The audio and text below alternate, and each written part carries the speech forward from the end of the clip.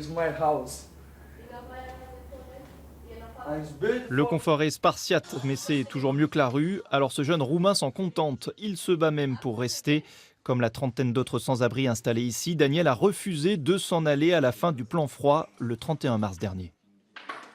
Aujourd'hui, nous attendons pour trouver un hôtel, pour trouver un autre foyer. Si on vous propose une autre solution d'hébergement, un autre endroit où dormir, Oui. vous êtes d'accord Oui. pour partir? Oui, oui, bien sûr. Nous sommes d'accord ou pour trouver une place stable, pour ne pas changer tout le temps. Trouver une structure stable, condition préalable et sine qua non pour fermer un lieu d'accueil d'urgence, une obligation légale. On se retrouve effectivement à l'encontre de la loi en fermant et en arrêtant un hébergement alors que les personnes n'ont pas de solution. Après, dans la réalité, c'est pas simple. Ça veut dire que quelque part, même vous et moi, si on accepte d'héberger un ami ou une personne en difficulté chez soi, ça veut dire qu'à un moment donné, on n'a plus le droit de le mettre dehors.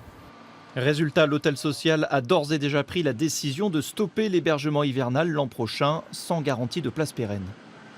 Toutes les associations qui ouvrent ces places aujourd'hui sont condamnées en tout cas à se poser la question de ne pas poursuivre de la même façon par ce qui se passe aujourd'hui pour nous, mais comme pour les autres. Et de se dire, effectivement, si on applique la loi de façon stricte, on est condamné à chaque fermeture, donc on ne pourra ouvrir des places que si on a la garantie de continuité. La décision du tribunal de grande instance s'annonce donc lourde de conséquences. Pour la première fois, une association gestionnaire du plan froid risque d'être condamnée à accompagner ses familles tout au long de l'année à ses frais. L'avocat des plaignants a la loi de son côté, au risque d'être contre-productif. Non, je pense que ça doit plutôt servir d'alerte pour ces associations à mieux remplir leurs objectifs plutôt que de menaces et donc de résignation face à l'objectif tout à fait louable qu'elles se sont assignées.